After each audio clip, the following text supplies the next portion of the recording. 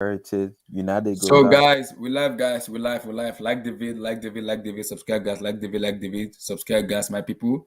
We live for the UCL as Chelsea go to the quarterfinal and surprise, surprise. As I repeat, surprise. Juventus has been beaten at the Turin Stadium by Villareal. I cannot believe what I'm said. It's unbelievable as what I envisage is gonna happen. They lost to the Yellow Submarine of Villareal. I am so surprised they lost to the Yellow Submarine of Villareal. Wow. Like that vid, people. Like that damn vid, guys. Subscribe, guys. Subscribe. Support your boy on Super Chat, on Cash App, guys. Like that damn vid. Like that vid, guys. This is a UCL, guys. UCL matches, guys. Like that vid. We're gonna talk about Villarreal. We're gonna talk about Chelsea. We're also gonna talk about potential quarterfinals or permutation and combination about it. Like that damn vid, and let's go.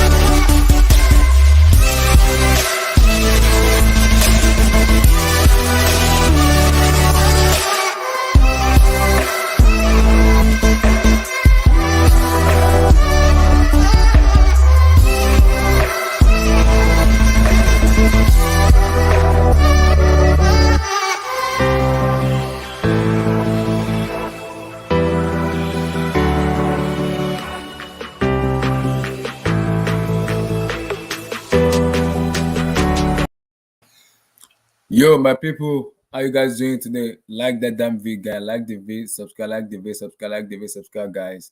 As we talk about the UCL matches between Chelsea and Lille, as Villarreal, wow, unbelievable. I repeat again, Villarreal defeat Juventus in the Turin Stadium at the crib. They lost at the crib. Like the video, also gonna do about the permutation and combination of the UCL quarterfinal. Who are the likely favor and what are the likely to face each other? Can we see a potential two English final facing each other, or two Spanish players facing quarterfinals of each other? Villarreal Madrid or Chelsea Liverpool, or Manchester City Chelsea, or Liverpool Chelsea, or Liverpool Man City. We'll talk about that. Like that vid, subscribe, and let's go. So, Filton, give me your take. Firstly, give me summarize the Champions League for me overall after the conclusion of the round of 16. Looking forward to the quarterfinals. Man, this is why we love the Champions League, man. So many emotions, so many stories. We saw United going out, football heritage. We saw Juve going out, football heritage. We saw Ajax going out, football heritage. So, but this is why we love this competition, man. But Juve, I'm not surprised they lost. It's the way they lost. I really thought if Villarreal was gonna win today's match, it was gonna be like a 2-1 or like a 1-0 or something. But to lose 3-0, and it could have been even more, honestly. Like, but credit to Villarreal, they came up with a game plan. The entire first half, Juve was the better team, in my opinion. Yes, Villarreal had more possession, but they weren't really doing much with it. And I think that was the entire game plan of Emery. Pretty much just control the tempo of the game. No need to rush anything, force anything, because it's 1-1. Do We you know away what from home. Do you know what Danjuma said in the post match? With Danjuma said Villarreal, he said Unai Emery told them that Juventus is gonna come out and play them. So just be patient and sit at the back and hit them on the counter, and that works. Yeah, because the thing about it, right? Juve, Vlahovic obviously hit the crossbar. Morata missed. It wasn't really a sitter, but we got to do a little bit better there. And like Villarreal, with all that possession they had in the first half, they didn't really do much. And Juve, that's the thing. If a team have all this possession and you're not punishing them when you have the ball, you're gonna lose the game, and that's what happened in the second half. Because like started to have the ball like the first 15, 20 minutes of the second half, they had the ball. But the moment Villarreal got that penalty, I knew the tie was over. I knew Juve weren't gonna score. Like you just knew Pau Torres, man. This guy's been so good for Villarreal, man. Honestly, if we were to do a combined 11 between Villarreal and Juve, Mm-hmm. not that many Juve player gets into the combined 11. I'm being so serious. Besides Yeah, but Vlahovic, let's look at what's the table in the what table is Villareal in the La Liga? What's that table? they're in seven Seven. place. How many points behind fourth? Let me check. Give me a second. I don't know the exact point, but I know they're in seven. Beyond fourth place, Mm-hmm. they're 6 point beyond fourth place. It's not bad. Yeah, I know people gonna say, "Oh, La Liga, Premier League, this and Mm-hmm. that." Honestly, I never cared about that. I never understood the logic behind it because I'm like, if PSG were to win the Champions League, does that mean League earns the best team in the world, the best league in the world? If No. Bayern Munich wins the Champions League, does that mean Bundesliga is the best team in the world? I never understood that. I never understood that logic. Oh, La Liga, Prem, any that logic that oh this league is better. Honestly, I think every league has their own aspects to it. If you want to watch passion football, you go watch the Prem. If you want to watch some more tactical based football, where the ball is mostly on the ground, where like teams have a little bit better quality, you watch La Liga. If you want to watch Mm-hmm. defensive, you watch Serie A. If you want to watch attacking team where they're not afraid to attack you guys Bundesliga. So I think every team has their own aspect on how Yeah. every league has their own aspect. But as for Juve, man, they're down bad. I don't know where they go from here, honestly. Yeah. Like we built Vlahovic can stay, the likes of Vlahovic, the lit isn't that great, honestly. The lit might be one of the most overrated center back ever. He had one good season. Overrated or garbage. I don't think he's garbage. I wouldn't say he's Maguire level. I just think that he's very overrated. Ever since that 18-19 season, Is they were it? come Do you think it's because his young age is being rash and ridiculous, being a defender? because he had made so many mistakes. Even at the Euros too, he made that silly foul. Maybe because Bonucci, but even when Bonucci and Chiellini plays next to him, he doesn't even look that great, honestly. Mm-hmm. Like the leg just been awful, man. I remember Madrid fan was saying, "Oh, we should get this guy to play Ramos because he had a very good season with Ajax." It doesn't work like that. You can't just buy a player just because he had a phenomenal season. But as for Juve, Quadrado and honestly and Vlahovic are probably the only player that can help like have their heads up high as a Juve because Quadrado showed up tonight. He did what he's supposed to do. He was whipping in crosses for Vlahovic. Vlahovic, I know he didn't score, but he was, let's be real, he was the most dangerous player on the field today, and he didn't score. It is what it is. And credit to Villarreal, like I said, they came up with a game plan the first half, controlled the game, Yeah. had possession. The second half, we take our chances, and that's what happened. They got the penalty, and obviously they got the score from a set piece and from the corner kick. Then the Mm-hmm. third goal, honestly, they scored. Then the referee obviously gave it a penalty, and they killed up the tie. Shout out to Villarreal, man. They won Europa League for a reason. They did beat United. They did win the Europa League. So Yep. it's not bad luck that they're here, man. So shout out Mm-hmm. to them, man. And Juve and the mud, man. My God, man. This club has been taking L just L's after L's, Abdullah. It's like, my God, Unbelievable. man. Unbelievable hell. Unbelievable hell. Mr. Tom, how you doing? How you feeling from yesterday? How you feeling, brother? You good? Don't just You fucking like just you don't. good? No, you good? No, no, Yesterday. no, no, no, I no, didn't, no, no, no. why did that? Do you take a sabbatical? I didn't see you yesterday. Do you take a sabbatical? What do you mean sabbatical? Listen. I had late paperwork. Don't Oh, late judge. paperwork at school? Or what happened? Late paperwork at work. Don't ask. Oh, at work. Okay. Hope everything is fine. Give me your take on the UCL. Where do we start? Which game? Yesterday to today. Give me your take on overall from the round of 16 and looking up to potentially quarterfinal. Um.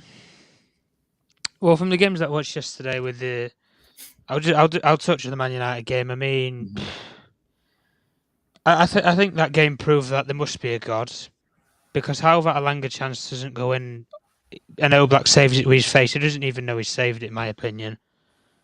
I mean, Mhm. I just think that proves that there must be a God in the world, because clearly God was on Atletico's side in that first half, especially the first 30 minutes, because we were all over them.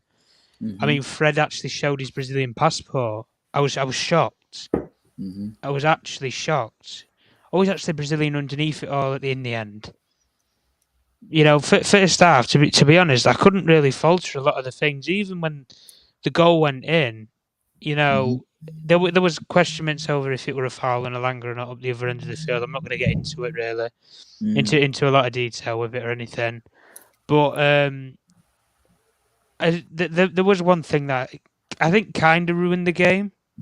Okay. More so. I'm not going to dampen it and say and use it as an excuse or anything for the reason why we lost. I never use officials as reasons why we lost, but I think it ruined.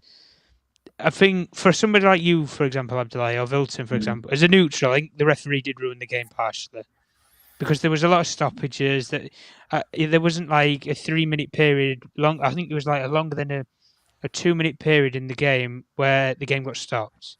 There was no. It kept getting stopped every 2-3 minutes, and in the Champions League, it's not really what you want to see. Let's put it that way. You want to see something entertaining and stuff. That's how I want it, and that's how I like my team to go out. Listen, I'm fine with Man United going out of the Champions League, but you go out fighting. That's how I always see it with at any football club, or that's how I think you should see it anyway. You go out fighting. If you go out 1-0, but you've give your heart and soul in the football field, that's fine. But some of our players in the second half, I mean, wow. You know, the golfing class. I knew there was a golfing class at the elite level with the Champions League, but I didn't know there was that jumping class. When you have players like Savic, for example, who, I mean, wow, fucking pulling off defensive masterclasses against. What about Jimenez? What a performance! Whoa, I'd take him in a heartbeat of Harry Maguire. You know me. You know me. I never wanted Harry Maguire. You know the problem. People doesn't rate him a lot because of. This is the problem with me, and people slag me off about it. I don't have an English agenda when I'm English myself, but there's far too many people who overhype English players. Far too many people. Until England wins something stable, like a World Cup or a Euros, then you can chat to me about English players that are at that elite level. But until then, don't come at me saying, "Oh, Harry Maguire's top 5 centre backs in the world" because of the price tag. It's crap. It is crap. Yeah, SSB there saying it is exactly as it is. Tom, facts. I don't know what's going on. Ever since with Roman, there have been sanctioned Roman Abramovich. Premier League has been congratulating Chelsea. See what they have been writing to Chelsea. I don't know what to say about what you on about. Premier League has been congratulating us. See, look at the Premier League. Congratulating to Chelsea for reaching the quarterfinal of the Champions. They've been doing this. See, wait, they've been doing this romantic bastard, this romantic bullshit ever since Roman has been sanctioned. What the heck is going on? I mean, they've got to keep public face, though, haven't they? No. When one do you say they did not congratulate us? Why this now? Well, who knows? It's the Premier League at the end of the day. Anyway, I'm not going to touch too much on it. It is what it is at the end of the day. We went out on a poor marking at the back post at the end of the day, and it was sad to watch from a lot of Man United's point of views. I'm sure we'll do a stream, whatever, in the next couple of days or weeks when we'll get into it a lot more about results and stuff and what's actually going on at certain football clubs, not just Man United, like the Juventus and stuff as well. We talk about Juventus. Yeah. Just on the Juventus game, I mean, I think Vilton hit the nail on the head about it. Every single country or every single nation, especially in Europe, they have their own brand of football. Vilton hit the nail on the head where he said about it with, if you want to watch a more tactical style of game, you watch La Liga. Yeah. If you want to watch something heart, soul and passion, you watch the English game, English football league. If you want, I mean, what can we say? I think if you want like a physical sort of league, then you watch the likes of your Ligue 1s, where it's a lot physical. There's the hostility with the French fans and stuff. You know, if you want the defensive side of football, you go and watch Serie A. And at the end of the day, you know, big respects to Villareal and Unai Emery. I mean, he's been there 2 years now. I think coming close to 2 years. He's done an incredible job. Incredible job. No, I'm not even just going to say about beating us in the final because we're crap, Abdullahi. We're crap in terms of Man United. So I'd never really respect what he did against us because I expected Villareal to beat us on the day because I knew that we weren't going to turn up in a final. So at the end of the day, they did what they did in the Europa League. Credit to them. They've now taken the initiative into the Champions League. Like Wilton says, I think Wilton said they're about 7th in La Liga. La Liga, yeah. And they're about what 6 points off top 4. Yeah. I mean, a couple of results go their way. Yeah. They're easily in the top 4 for La Liga as well. So they've still got a lot to play for, really. But I mean, Juventus, man, where do we actually go with the Italian clubs, really, in the Champions League? I mean, I just think the Italian leagues. People talk about La Liga being finished. The Italian league's been buried for the last couple of years. Let's be honest. What has been good? Inter Milan. Because the last like great coach that I know to come out of Italy, who's actually achieved the European success, was Carlo Ancelotti. Ancelotti, yeah. And how long has he been in the game now? He's been in the game ages in coaching and management. You know, Conte, whenever it comes to the Champions League or Europe in general, he flops it. You know, there's loads of different coaches that I can use in terms of that. In Inzaghi, for example, with Inter Milan against Liverpool, I mean, he couldn't discipline his own players, and Alexis Sanchez got sent off. I mean, Juventus tonight. I mean, what Wilton said, I would have agreed with Cuadrado. I think Cuadrado was brilliant tonight. Same with Vlahovic. A brilliant signing for them. I think Vlahovic definitely one for them. The Vlahovic make mistake in going to Juventus because Juventus is a very defensive team. But there's Juventus and there's Arsenal that were on the table. I could see why you would choose Juventus because I think there's a guarantee of being a contender to win Serie A every year, whereas with Arsenal, there's not that guarantee with the Premier League. Yeah. I can see why, and a lot of the players that come, up brought in that league. I know he's not Italian, but come up brought in that league with the traditions of that league. Normally tend to stay there. Like I say, with a lot of great Italian players, if you're a really good Italian player and you play in Serie A, you don't leave Italy. I said that about such as Locatelli. I said that about Sandro Tonali. We said that about Pirlo decades ago. Buffon. Yeah. These players. If you're a really good up and coming Italian player, very rare you'll see them leave Italy. Very rare. And I know there's obviously some cases like you guys with Jorginho and stuff. There's other cases as well around Europe. With other Italian players as well. So there is obviously a case and argument for it all. But I mean, where do Juventus go from here? They brought in Allegri to. I don't even know what they brought him in for to do. What do they bring Allegri in to do? Because winning the league isn't a guarantee. I mean, winning the Champions League was a long shot, really. But I've always said the problem with, especially at European level, you build from the back till you forward. That would be my motto. If I'm a modern day coach at Europe's elite, I build from the back forward. And what I mean by that is, I build my defence first. As soon as I go into a football club, I build a defence. Yeah. I get a stable goalkeeper, and I build a back four that can initiate, transition together, and play together. That's the first thing that you should do at a football club. Juventus, I'm sorry, they need to let go of some of these hardened veterans. They need to let go of some of these, the likes of your Chiellini's, the likes of your Bonucci's and stuff. Delay completely overrated. I'm sorry, completely overrated. Waste of money, in my opinion. Shocking, absolutely shocking. And you've got your players like Cuadrado, like I've said, are aging. I mean, Danilo they bought as well from City, didn't they? Aging. Get up there now. The problem with Juve is, like SSP says, that they've had injuries and stuff. But what I mean is, in terms of the culture at the football club, I just think the football club, especially defensively, lives in the past. Yeah. I think they need to get I think they need to get a lot younger players. Like, so we talk all the time about players like Jules Koundé and what's the guy at Barcelona, that young centre back there? What's his name? Araujo, players like this, Akanji, these sort of young up and coming defenders in football. These are the sort of players that they need to be targeting. I think, personally, in Juventus' minds, anyway, because Chiellini and Bonucci aren't going to be there forever. And when those two dick off and leave Juventus, you're left with De Ligt. And we saw tonight with De Ligt. We saw tonight what they would be leaving then, and what Juventus would be left with. I've said the same thing for you guys at Chelsea, Abdullah Evernote, many a time. Christensen, Rudiger, Thiago Silva, Aspilicueta. That's four defenders that could possibly go this summer. And how many? You're not going to replace four defenders in one summer. It's impossible. It's possible, yeah.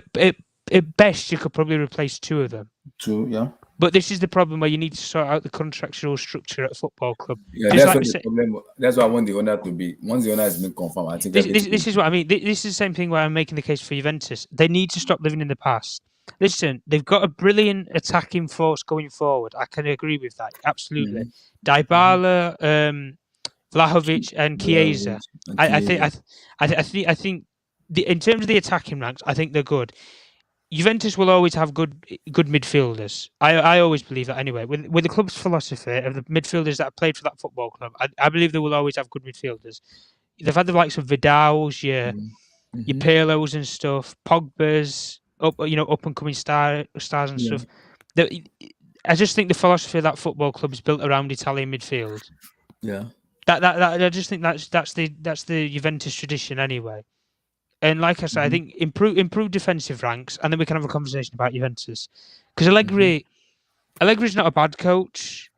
I don't think he's a bad coach, but I just think he needs better players at the back defensively that can build a team around for the future to take Juventus forward.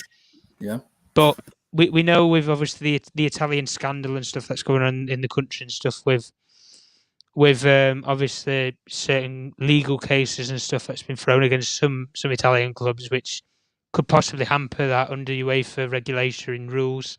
But at the end of the day, until we get some clarification over it, with the likes of Juventus and stuff, and until they rebrand, I think, and go for a lot more younger, hungry players rather than living in the past with the old veterans, I don't really think much is going to change, especially not in the Champions League for them.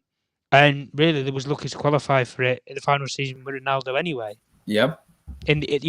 Last day luck at the end of the day. So, but listen, we'll have a conversation about Juventus possibly in a couple of years' time. But they need to restructure properly, especially defensively.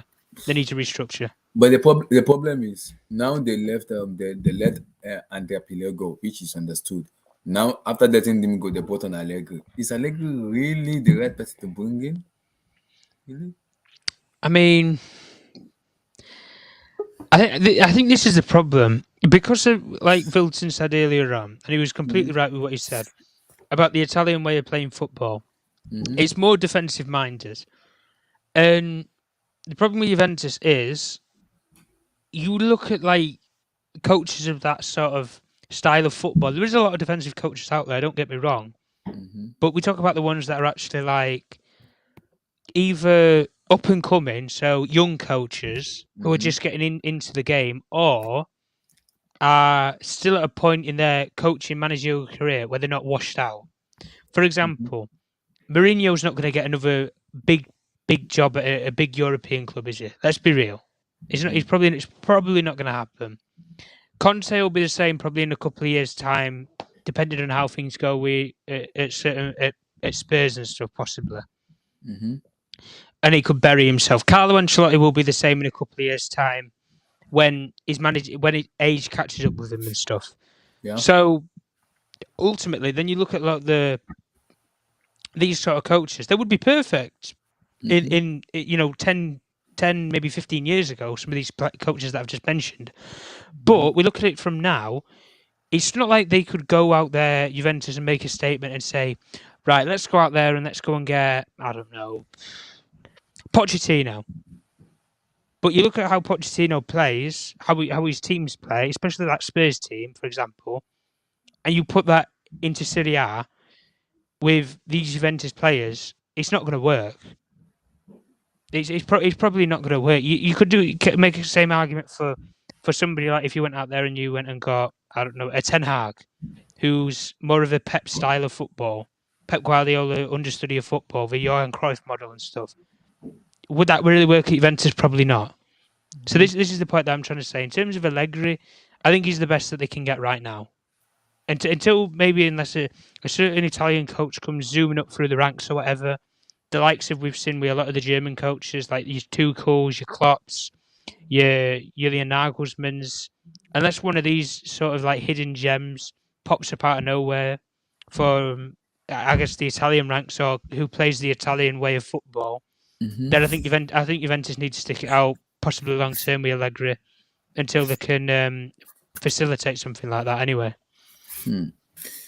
Yeah, Talk, give me your take on the UCL from United to Chelsea right now and looking forward to the quarterfinals.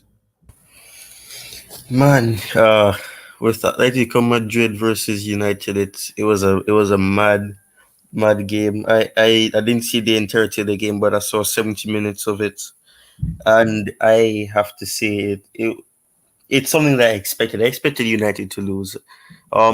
They obviously they had won against Spurs prior to this to that game, rather. I can't say this game because it was yesterday, but obviously it was a game where they didn't look like they were gonna cause an issue for Atletico Madrid. They did have their chances.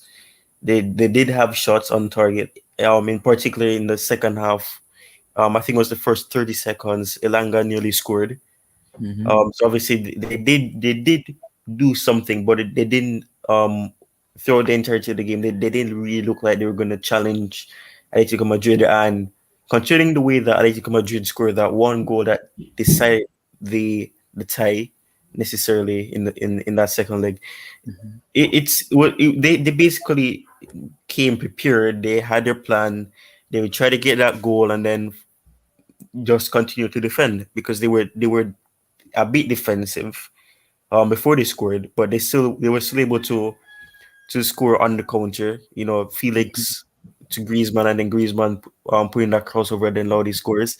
So they had their plan, and it worked out perfectly for them. But United really didn't challenge them to the level where you could say that United could easily come back in this. Juventus versus Villareal. That game was for me in a sense surprising, but at the same time not surprising. Chiesa has proven to be one of the key players for them. So if they don't have him on top level, they don't really look like they can do anything. I'm not sure I didn't really see the game, so I'm not sure if Vlahovic even played. If he did, then I don't he hasn't really impressed necessarily since he's gone there. So I don't know, but I don't really think he's made a name for himself there and put a type of signature to say that he can actually be a key player for them at the moment. So I think with Juventus that game they didn't really over the entirety of the tie, they didn't really look as if they were really difficult to beat. They didn't look difficult to beat because they took the lead in the first minute, in the first leg, and then it took Villarreal a moment of them being poor defensively to score, and they equalized. But I mean, for me, I'm surprised that they conceded 2 goals in the latter stages. But I mean, Allegri isn't necessarily the same that he was before he left, and then obviously they got somebody else in, and then he came back. So obviously he hasn't really looked the same, and I think the way he plays it's I don't know, it's not deadly. The only deadly type part of it is that it looks like any team that play against them can easily beat them, and I mean it proved that with this game, and I mean they really faltered this season. They really faltered, and with the Chelsea game, it was mostly Lille. um the score line and the aggregate score doesn't really tell the full story because Lille could have easily um eliminated Chelsea. You need this type of luck. You need to win this game ugly.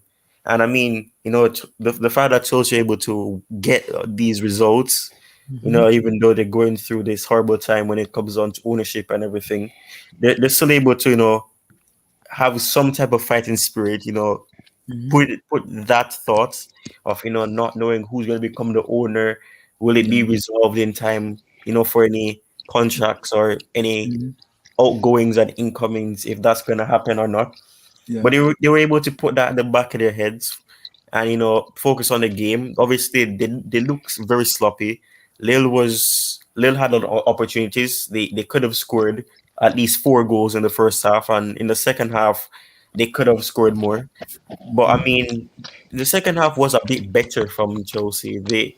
Mason Mount came on. Mason Mount wasn't the greatest, but he did do something. And I mean, in the game, yeah.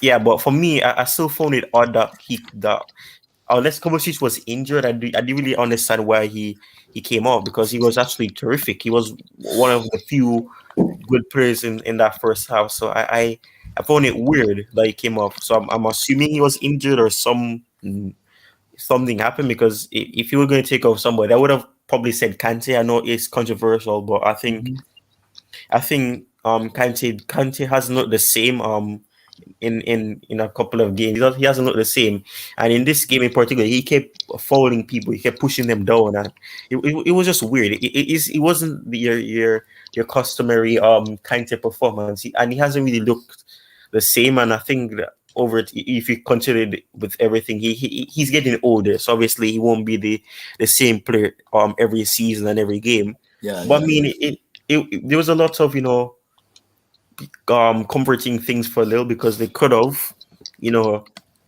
easily taken this game and eliminated Chelsea. But like I said, you need these ugly wins, and you need this luck to do it. And I mean, I don't think the 3-5-2 really works. I think because of the way Leo played in the first half, and I think it was a couple of matches. It was like, let's just go, let's pack the bus with them and see how we're gonna play them in the first half. Then second half we switch it around. That was the fear was having. That was the reason. I think that was the reason they did that. But the second half, he realized, I think this thing is being checked out. Then he took out Kovacic for precaution because of the FA Cup, and he brought on a Mason Mount to bring more stability into the midfield. And I understand what they did. I understand what they did. I get what they did. Yeah, that would make sense. That would make sense, because you have to monitor Kovacic his fitness, because he's had his injuries, so you have to be careful with him. Yeah, but I did find it weird that he came off, because he got off. He didn't start against Newcastle. Mm-hmm. But he came on late, so I found that a bit weird. And he had an impact in Newcastle too. So yeah, when he came on, he made an immediate impact. I think the first time he touched the ball, he dribbled it. And speaking about dribbling, that run that he made in this game, it was fantastic from our half to their half. I think is the best in terms of beating the press. Kovacic is the best in terms of beating the press. So when the team is pressing, or just put Kovacic in the middle, because he's very good in that way, to break that play and beat the press, and you can pass the ball very well. So it's all about, if the new owner comes in, potential midfielder we're gonna get in beside. Because I don't know about Jorginho and N'Golo Kante when the season finish. We have to revise that, because if the new owner comes in, who wants to go, wants to stay. Somebody has to go in between Jorginho and Jorginho and then N'Golo Kante, and one has to stay. So because I'm hearing Juventus wants to buy Jorginho, so it depends on how much he wants to go with it. Then who wants to come in? Because I want Tchouaméni to come in. Yeah, but we'll be able to get him, because I'm hearing that Real Madrid want Tchouaméni. Yeah, I understand, but Tchouaméni is waiting till the season finish. So if before the season finish, we're gonna get a new owner, probably next maybe before the international break, or in the middle of the international break, it's gonna get announced. So when you've got 20 days apparently. Yeah, so they said, no, according to the UK, they said in between the international break, a new owner will be announced. Yeah, that's That's You've got like a final bidding war by Friday, By apparently. Friday, once everything is Where, complete, then next and then all the bids are going to get paperwork, all the processed. paperwork, the documentation will be ready by possibly next week towards April the Yep, 2nd. and then you get a 5-man ownership shortlist, and then they go through all the different owners for like for example with Saudi Arabia, we know there's human rights and stuff that's tied to that. I think they are the highest bidder right now. But what the UK told us is because our next home match is the Premier League is against Brentford. So that's when we're gonna see the new owners in the stand. So that's when we're gonna see the new owners. Depends though. They No. might not be allowed in the confirmed stand. it already. You can confirm that against Brentford, we're gonna see the new owners in the Yeah, stand. but it doesn't mean that they're going to be in the stand, does it? Though, because you That's could what I go said and get against Brentford. but you could go and get the head of this Saudi media company. They might not even be able to get citizenship. Mm-hmm. You look at how much of a pain it's been for Roman, and he's only Russian. And Yeah. this was all before the war and everything had happened with politics and stuff and the world. Mm-hmm. With what's happened with Roman, he couldn't get a citizenship then. Yeah. For the UK, he had to come in on what did he come in on? Were it a work visa or? Exactly. Israelite and I think it was a work visa that he used to come in on. I can't remember, but he never used to come in as on his work So, visa. Tom, let me ask you now, if because they said Friday is the final deadline. So by Friday, Yeah. we know what's going on. By next week, we should be able to know our new owners. Because what the UK told us is by Brentford, we'll be able to know the actual winners, because before the season finish, because You might let me put it like this. You might have a name, but it doesn't mean that they're going to be there in the stadium. Okay. I think you will know by the end of. Put it like this: if I had to put a time stamp on it, I'd say by the end of March you'll know who the new owner is, but you might not actually see them in person or in the flesh, if that makes any. They might not be on telly, for example, in the stadium or whatever, like Sheikh Mansour did all them years ago with City. Mm-hmm. Or for example, when Sheikh Mansour took over, when did they appear on the stand? When? Well, he took over in, Mm-hmm. I think it was 2010. I think it was 2010. But it took him. I think it took him the chairman that he wanted to appoint, and I think it was one of the sporting directors. This was before they went and got Pep's sporting directors that were at Barcelona. Mm-hmm. I think it took all three of them about 9 months. 9 months. 9 or 10 months to actually claim citizenship from the UK government. Okay, because if the Saudi Arabia guys took over, it works in the UK, so yeah, I think he has a citizenship. Yeah, but no, it's not going to be a case of that. It's going to be he lives in Saudi Arabia, but he owns assets in the United Kingdom. Mm-hmm. That's probably how it's going to be, and then he'll just appoint for example, you've got the Kroenkes, haven't you, at Arsenal? Yeah. You've got Stan Kroenke, who's the owner, but his son Josh is the person who actually lives on British soil. Exactly. And runs and is basically the owner, but in person. But the overall owner is Stan Kroenke, if that makes any sense. So it kind of be like that. It could be that the Saudi Arabian owner, for example, he owns the football club, but he gets his cousin that lives in, I don't know, Manchester to run the football club because he already lives in the UK. Okay, I got what you're saying. So that's kind of how it would work, for example. Chelsea, the Saudi takeover, so one of the. Well, it's one of 5 that's on the table. Mm-hmm. Okay. Well, you've had 150 approaches. Yeah. For the football club, but only 5 of them are serious, where money's actually on the table, but it's serious money. Mm-hmm. So it's not quite the 3.7 billion that Roman actually wants. Mm-hmm. But according to the report, Saudis. But it's close to it. The Saudi bid's 2.5 million. No, it's billion. There's a report that it's been 3.5 already. 3.5. Yeah. That's what I said, didn't I? What did I say? That's it. Let me bring it out. Yeah. This is it. I thought it said 3.5. Yeah, 3.5. My bad. Let me share it because this is the new report I had today. Somebody tweeted it and I sent it to Emmy. So, but the funny thing is, Roman's not actually going to have as much say as people actually thinking who the new owner is. I don't think he has it. He doesn't even have a say because he doesn't. He has he does have a say, but he's not the one who's making the decision. The UK government is. No, I think it's the people the rent group that he gave it to, that people who are making the decision, not even him. The government has stepped Who? back. The Who? government said no. The renting group, that's who Oh, yeah, women, Renning Group. Apologies, yeah. yeah. Yeah, Yeah, that's that's who that's they're that's talking who, about. yeah. Women's because the government said they're stepping back in that they're making they don't want to do that. I said Well, no. yeah, because then they don't want to mix politics with sport. That's the problem. Exactly. So this is what the new report. Let's have a look at this. Oh, yeah, but it's $3.5 billion, which is like, what, 3 billion? Mm-hmm. It's basically 3 billion then. Yeah, that Put it the that way. highest bidder at the moment. And I think they fit the category of what the EPL and the UK government are demanding for new stadium, working with the contract and everything. Listen, Gary, to be fair to him, Gary Neville made a good point on the Monday Night Football show. Mm-hmm. The when they spoke about the Chelsea takeover and everything like that, Mm-hmm. he did make a good point. He said for the last, so we say 10, 15 years, the English game has had a lot of heavy hitting businessmen or a lot of heavy hitting money men come into the league with the big paychecks, with the big bank balances, Mm-hmm. and just put English football on the top of European football. Because the English sides are dominating Europe right now, let's be honest. Yeah. Chelsea, Liverpool and City are probably the three, I would say, up there as favourites. Mm-hmm. Possibly could add Bayern Munich into the case. If you want to make a case for 4 teams. They are the 4 favourites to win this year's Champions League. And they will always probably be a favourite for the next couple of years coming. But what Gary Neville said about it was when they allowed the Newcastle money to come into the Premier League, Mm-hmm. at that particular time, then you have, for example, you have the Manchester City backed ownership, which is based in the UAE.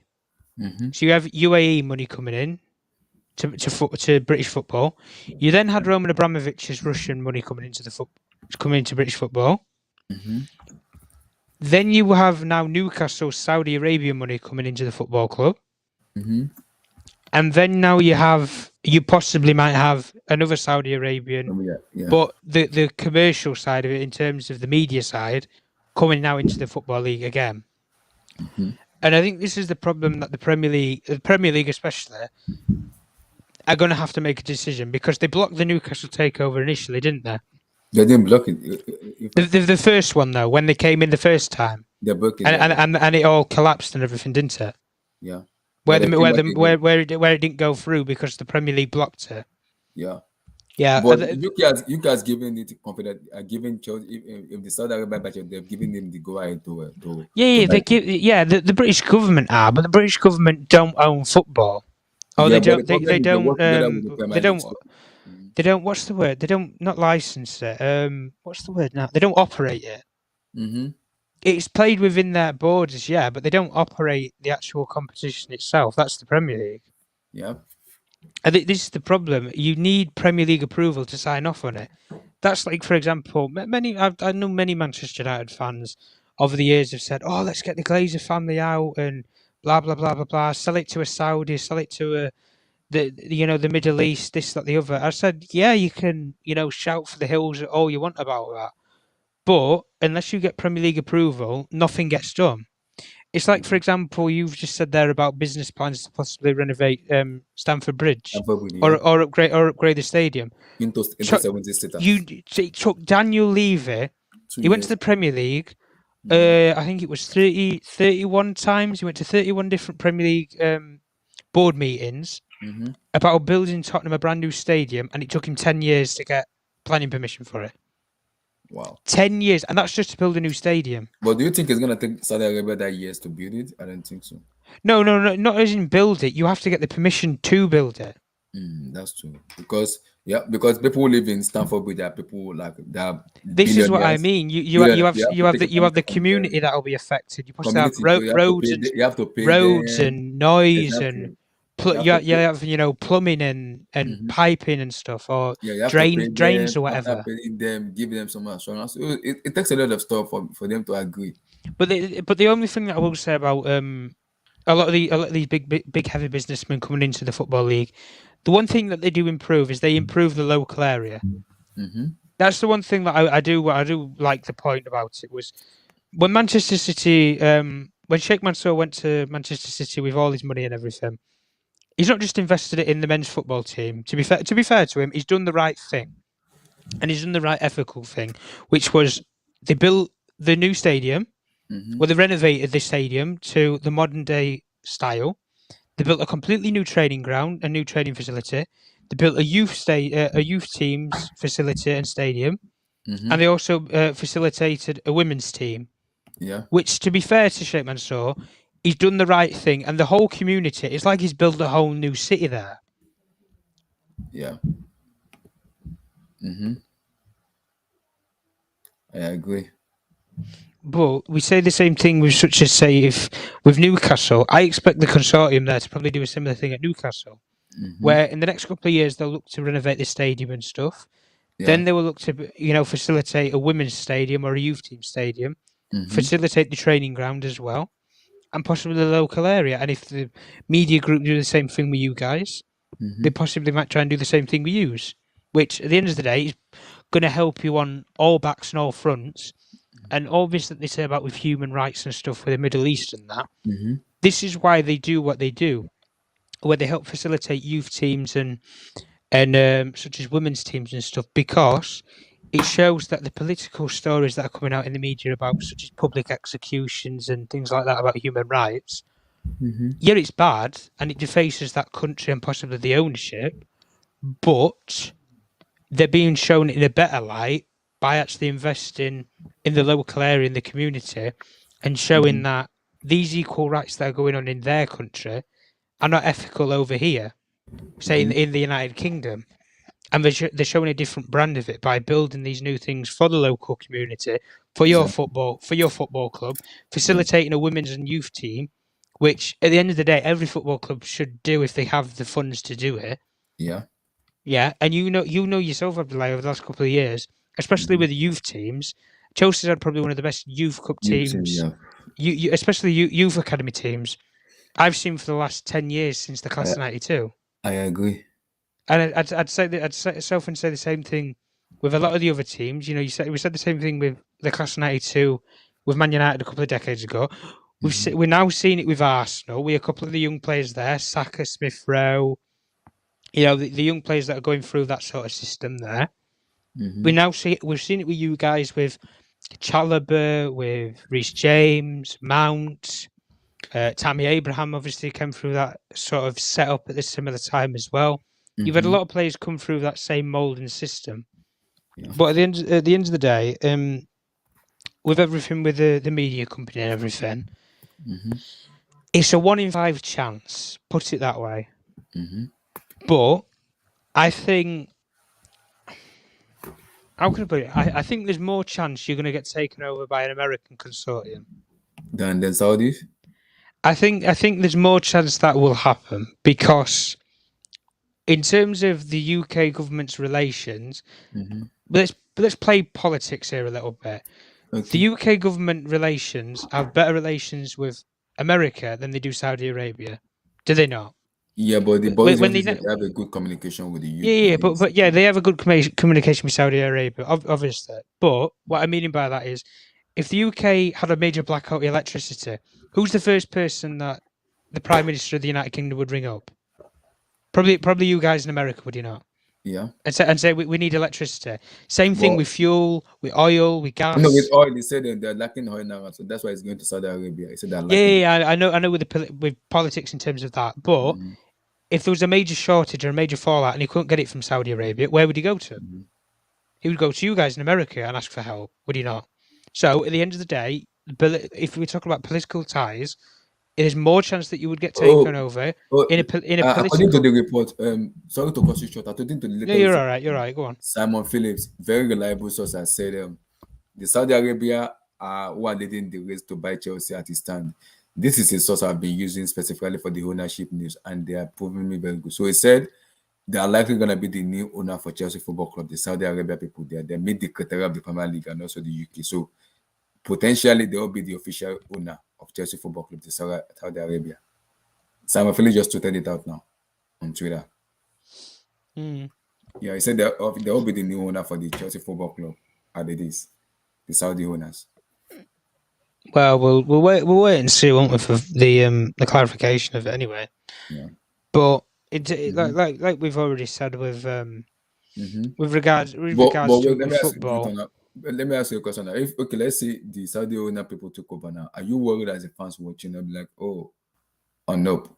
Because people say when Roma was here, Chelsea spent money, but now the Saudi people are taking over now. As a fans now, how will you be feeling?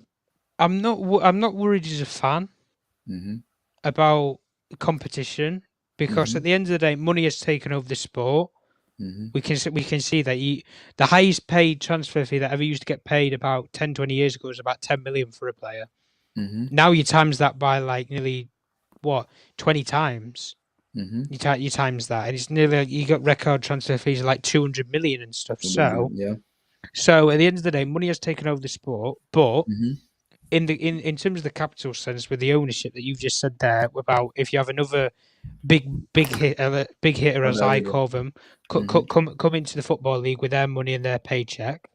At the end of the day, even if they come in, Abdullahi, don't expect anything for the next 4 to 5 years.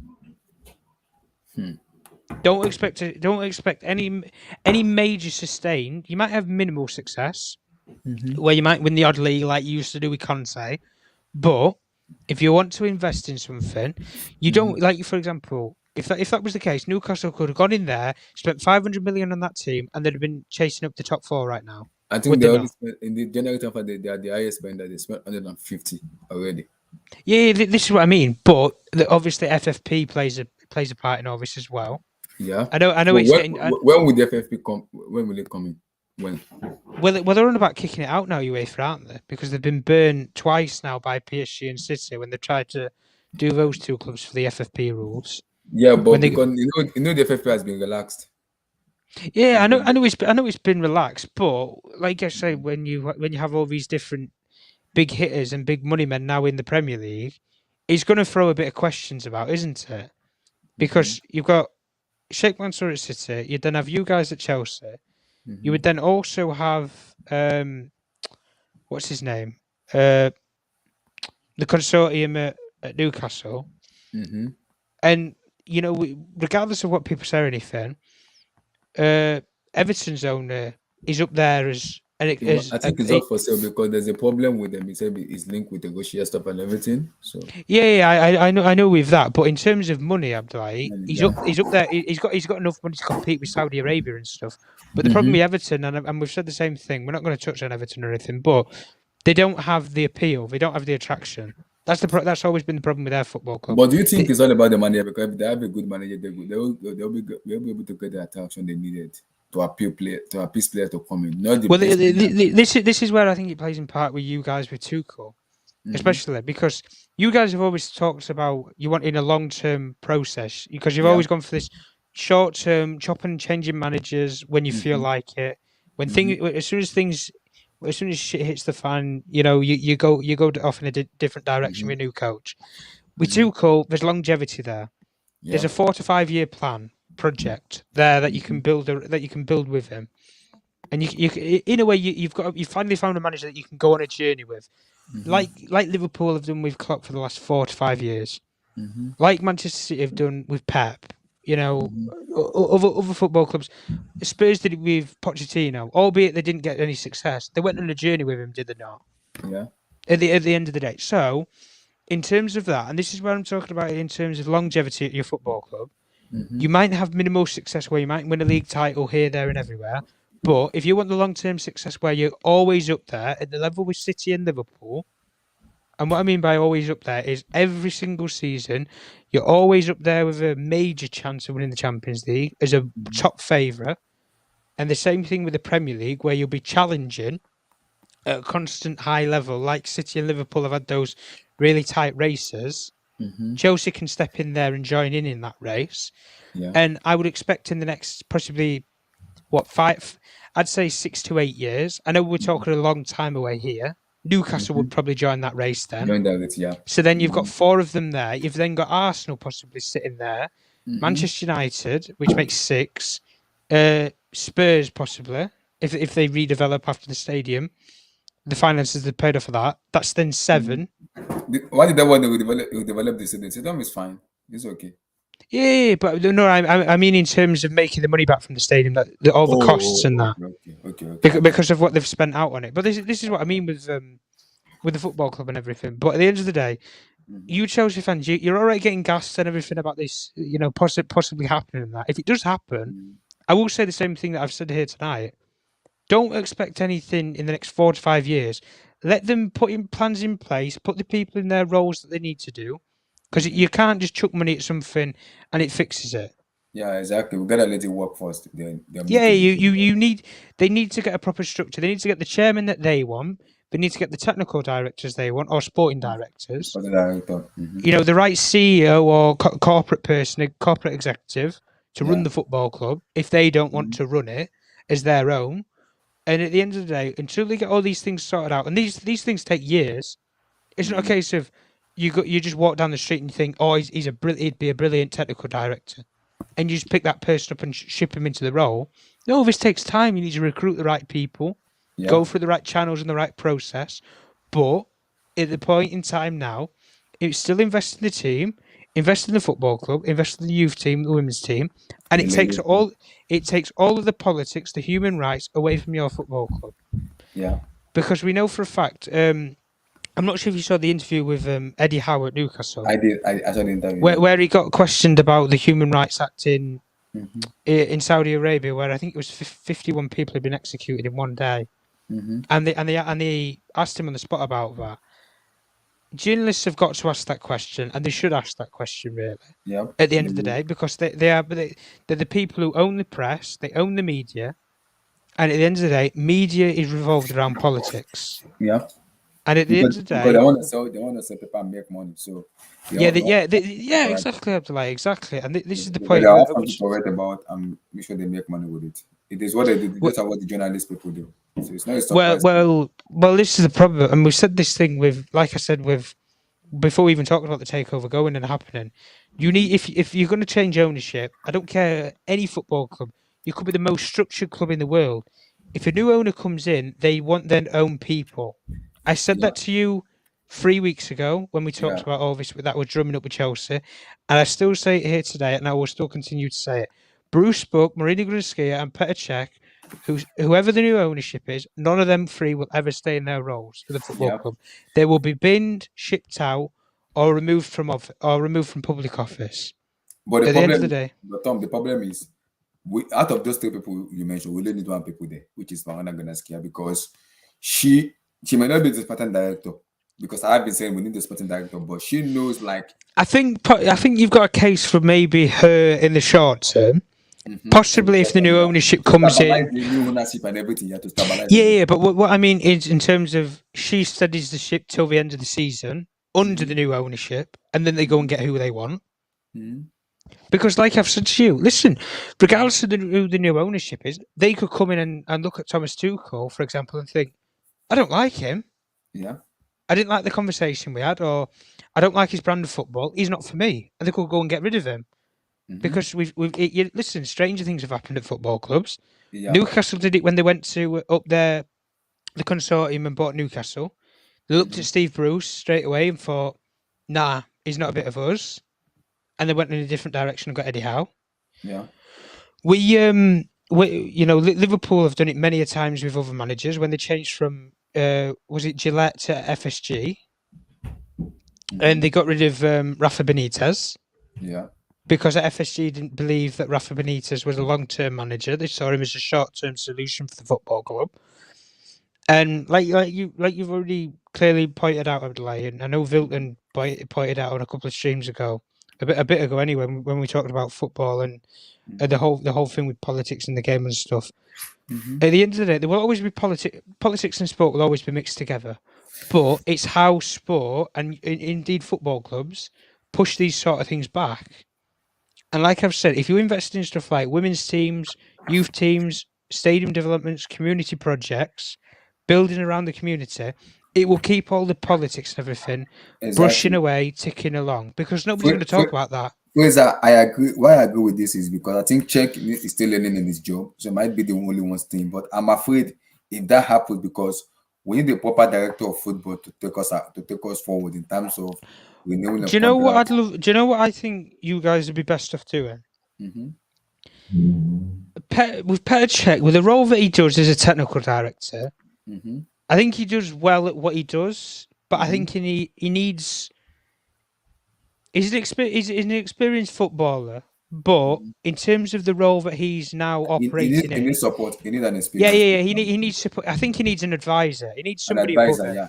Mm-hmm. I think somebody like what Ralph Ragnick's going to do at the end of the season for us, with the likes of Darren Fletcher and stuff, who's got the same Mm-hmm. role as Petr Cech at your Mm-hmm. football club, for example, Yeah. who's got the same role. He's going to be advising these sort of people. That's what Ralph Ragnick's going to do at the end of the season for us. Yeah. You need to find somebody who's going to do a similar thing like that, or like you've said, you go out there and you go and get a sporting director. Luis Campos, I know he's going and doing his little thing at Celta Vigo, Mm-hmm. being Oh, a is in consultant. South Africa now? Well, he's doing he's doing 3 consultancy roles. He's doing Celta Vigo. He's doing Galatasaray, and the Greek team. What are they called? Wow. Olympiakos. Oh, yeah. So it's like a sporting director for 3 teams. No. Consultant. Oh, okay. Consultant. Okay. So basically, what Ralph Ragnick's going to do at the end of the season. So we might be getting sporting director for the Barcelona one. What's his name? Roman. Is it Roman Pace or whatever his name is? Yeah, run piece. I mean, Yeah. It might be okay because that one is. he might.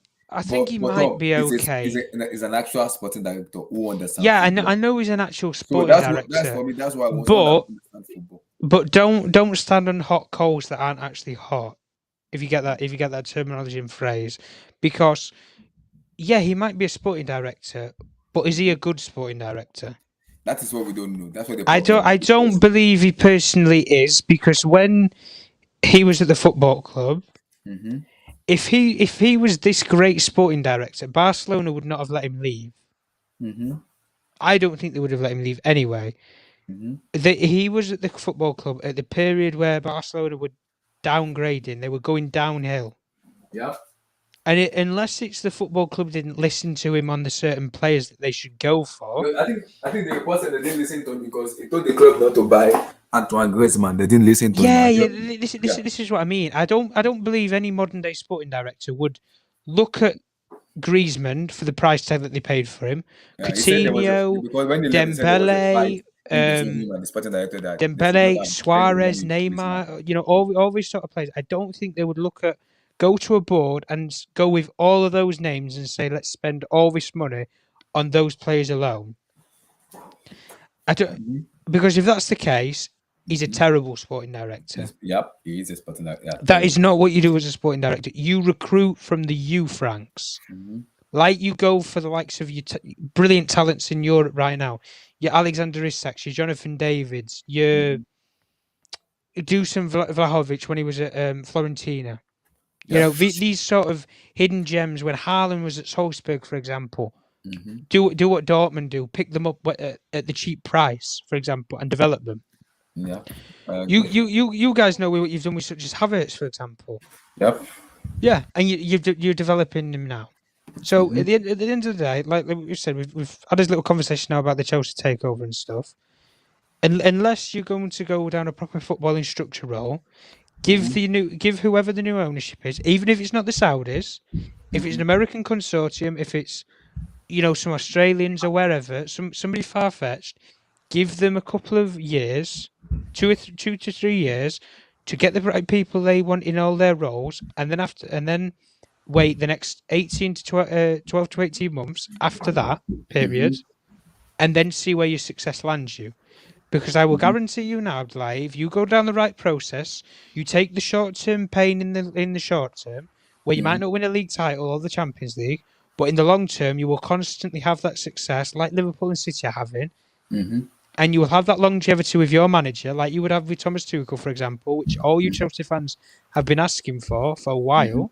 You will get everything that you want, but it will be for the long term, not in the short term. But there is more of a guarantee it will work out in the long term than in the short term. Yeah. I agree. I agree. I agree. I agree. So let's talk about the potential quarterfinal.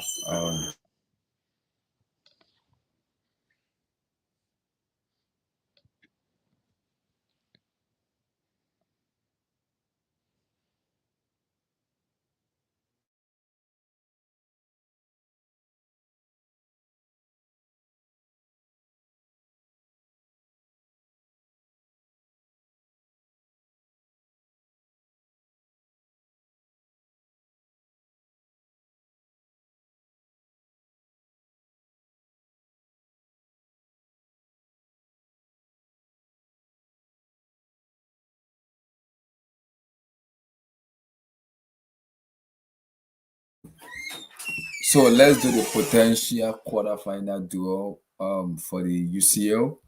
So teams that are qualified are Bayern, Chelsea, Benfica, Villareal, Real Madrid. That's 5. Who again?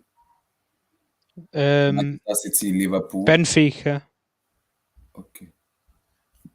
Hang on. We'll go through it. So there's Liverpool, City, Chelsea. Mm-hmm. There's no Italian teams left, is there? No. There's no French teams. No. There's no Portuguese. Portuguese Oh no, there is. team, There is Benfica. There is Benfica. Benfica. Mm-hmm. Oh no, there is. There's Villareal and Madrid. Villarreal, Madrid. Yeah. I don't. Let me write it down. I don't think there is anybody else, is there? Bayern. Bayern. Yeah. Let me write it down. And there's no other Germans. Yeah, I can't think of anybody else now. So there is So we'll go England first. So Liverpool, City, you guys. So Liverpool, City, Chelsea. Right, then let's go Benfica, get Benfica out the way. Real Madrid, Villareal, Yellows Benfica. Okay. So that's 1, 2, 3, 4, 5, 6. 2 more. Benfica. Who else? There's Bayern. Bayern, and we again. Oh, and then there's one more, isn't there? Who's the last team? I can't think now. Who is the last team? Who is the last team? Somebody put in the comments if you know the last team. Put in the comments. Liverpool, City, Chelsea, Benfica, Madrid, Villarreal, Bayern, and we again. Well, there's no more German teams, is there? There's no Dutch. Is this is 7? 1, 2, 3, 4, 5, 6. It is 7. So yeah, I know there's 8 teams. So we've gone around the English clubs. Mm-hmm. Oh, Atletico Madrid, yeah. That's it, Atletico Madrid. I should know that at least, shouldn't I? Atletico Madrid. So let's do some permutation now. So we've gotten all of them. So Liverpool, City, Chelsea, Benfica, Madrid, Villarreal, Bayern, and Atletico Madrid. So let's do some permutation and combination now. So in this last, because the UEFA said we're gonna see potentially the quarterfinal and the semifinals together on Friday, but we're gonna know once we play the quarterfinal, we're gonna know who's gonna face in the semifinal immediately. We'll know immediately. So we might likely say, okay, so the quarterfinal and the semifinal do on Friday instantly. Then we'll know who's gonna face each other. So let's do that combination and permutation. So quarterfinal and the semis. Mm-hmm. So 3 English teams. 1, 2, 3. Benfica. Real Madrid, 2 Spanish league, 1 Portugal, 1 German, and 1. Is it 3? Yeah, Madrid. Yeah, 3 because there's Atletico as well, and Villareal. That's and 3 Real. Spanish and 3. So there's 3 English, 3 Spanish, 1 German, and 1 Portuguese. 1 Portuguese, yeah. Oh, exactly. So let's see. So let's do some permutation and combination now. So what are the likely to face each other? Let me see. So because there's a scenario where we might see 2 English teams face each other. We might see Liverpool, Chelsea, Liverpool, City, Chelsea. Or it might be possible, very possible. Do you really think you're going to see City get a hard draw? It's very possible. We might see Nah, Chelsea, come on. I will already predict you the whole fixtures now. Give me your position and let's talk. Go on, put my name and write it down. And when the draw gets made, I'll already know that I'll get some of these right. Are you ready? Hold on. Okay, so but your first one is what? Okay, Manchester City. Man City. Villareal. But what? Wow. No, go on. Villareal. No, this is my prediction. This is what I think they'll draw out. Okay. Man City, Villareal. Liverpool. Who do I think Liverpool's going to get? I think Liverpool will get Atletico. Atletico again. I think they'll get Atletico. Atletico Madrid. Wow. That's an hard one. Now this is what the problem is. Atletico will remember we've beaten this team before, we can beat them again. Yeah. I think you guys. I think Chelsea will get Benfica. Chelsea, Benfica. Okay. So then that's how many teams? That's Man City, Villareal. That's and then I'm left with Madrid and Bayern. Bayern. Wow. Because they need one big draw, don't they? They need one big matchup. UEFA always try and do it. So Man City, Villareal, Liverpool, Atletico, Chelsea, Benfica, and Madrid, Bayern. So that's complete, right? 1, 2, 3, 4, 5, 6. Yeah. 7. Yeah, that's complete. So Tao, give me your own. That's my prediction anyway. Wow. Go on, Ty. Go on, Ty. You can give yours. Real Madrid. Hold on. I'm just gonna go with that order. Real Madrid. Madrid. Real Madrid. Liverpool versus Liverpool. Madrid versus Liverpool. Wow. Liverpool. Wow. Man City, Villareal. Man City, Villareal. Actually, what? I think I'm getting lost now. Wait, I said Villareal. I said Man City, Liverpool, Chelsea.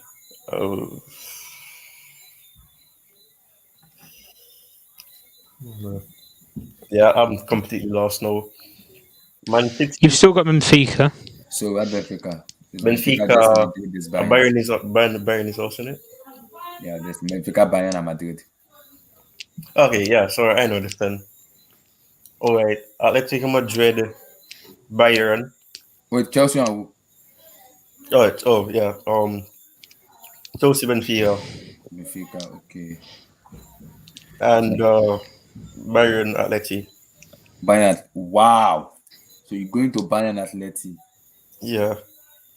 Wow. That's what I'm just predicting. It could be way off, but I just feel like they have to have some entertaining game. Yeah. I agree. They probably match Bayern and Atleti. Let me give mine. I don't know. My mind is telling me two things. And I see it happening. Okay, so who does City get for you?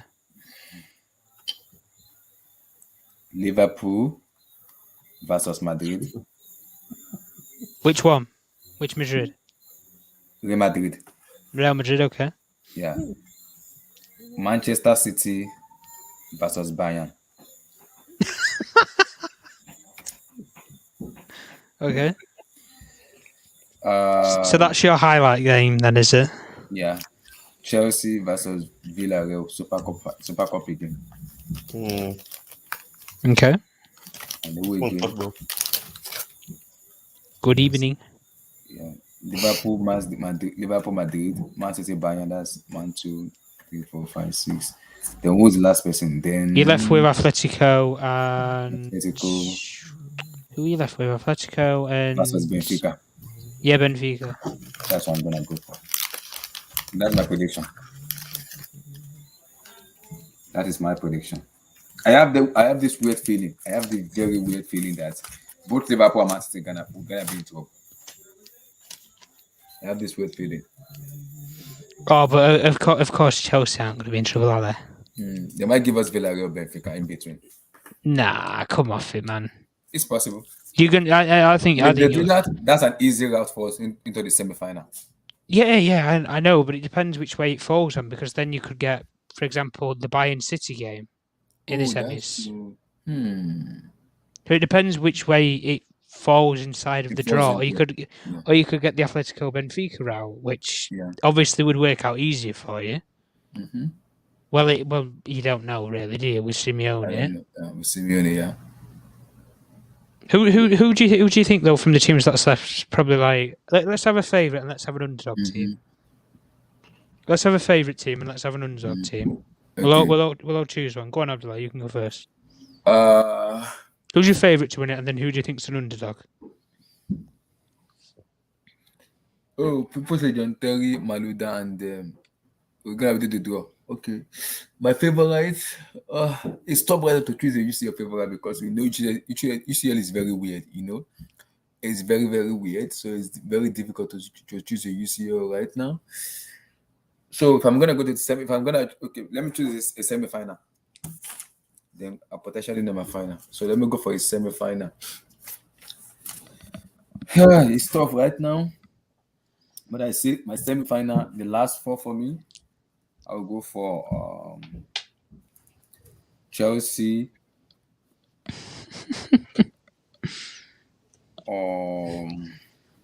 Who's going through City and Bayern? That's the interesting one. Chelsea, Atletico. Okay.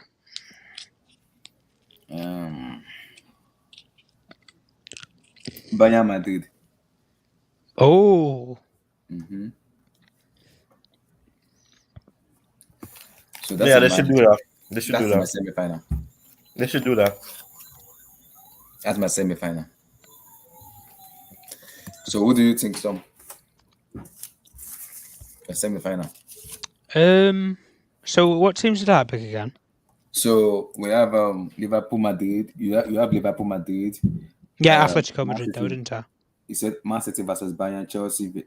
This is my bad. So yours is Man City versus Villareal, Liverpool versus Atletico, Chelsea, Benfica, and Madrid versus Bayern. Okay, well, City are obviously going through, aren't they? So put them through. City, okay.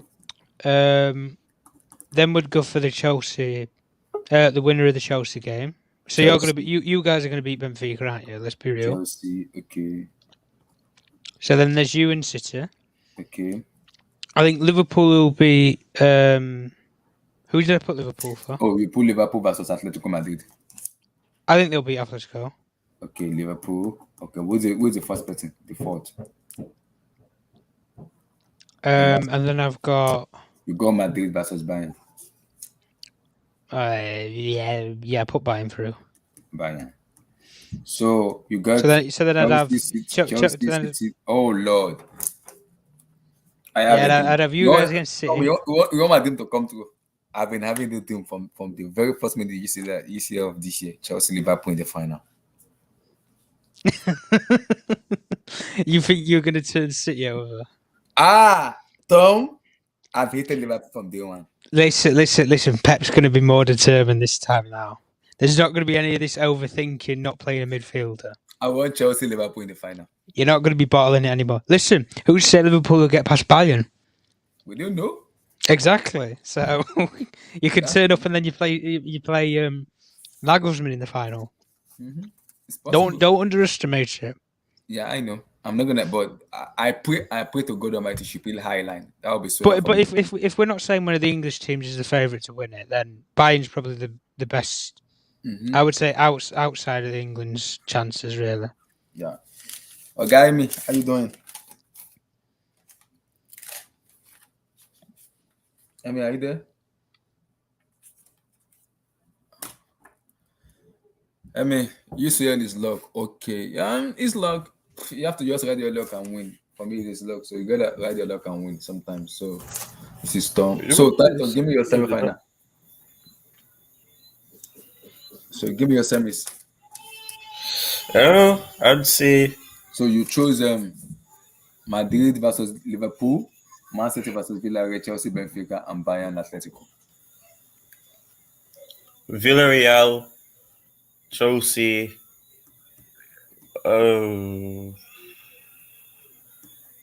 Liverpool, and Bayern. and Bayern. Wow. So wow. I feel So you like think Villarreal is gonna beat Man City? yeah, I think there's a strong possibility that they can. But Wow. because they have their weaknesses. People say that Man City don't have weaknesses, but they do have weaknesses. They have weaknesses, and it's just about knowing how to exploit them. And Villarreal have players who can match Man City. So Man City, yeah. it's not like they can't get goals. They can get goals. They have what's that guy's name again? Chukwueze, Danjuma. They have so many players. Kapu, Yeah. Etienne Kapu. Yeah. And and Mr. Good Evening has Man City's number as well. So never know. That's tough. Emmy, how you doing, brother? Hey, Abdullahi, what's How up? We're good. How you doing, bro? Man, congratulations on being a quarterfinalist. Relax. back-to-back Easy. years. Easy. We're gonna smile plenty when that cash money comes in. So, from what I'm hearing, Relax. well, they need to build Tuchel a party outside Chelsea. Come here. Right. They're too bright. Yeah.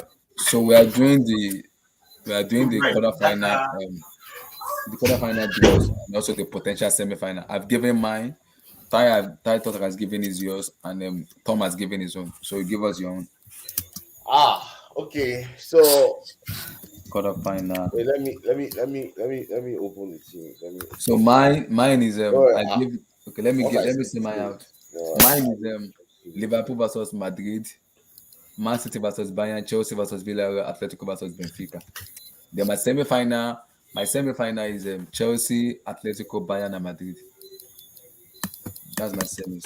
Then for Tom, let me see what Tom chose. Hold on. So Tom chose his quarterfinal is Man City versus Villareal, Liverpool versus Atletico, Chelsea versus Benfica, and Madrid versus Bayern. And the semi-final is City, Chelsea, Liverpool, and Bayern. That is Tom. Then Ty Talk choose his quarterfinal is Madrid versus Liverpool, Man City, Villarreal, Chelsea, Benfica, and Atletico versus Bayern. His semi-final is Villarreal, Chelsea, Liverpool, Bayern. Okay, let me give my own quickly. I'll say Chelsea Benfica. Chelsea, Benfica. Atletico Man City. Atletico Man City versus Man City. Man City. Wow. Liverpool versus Madrid. Liverpool, Madrid. Bayern versus Villareal. Madrid.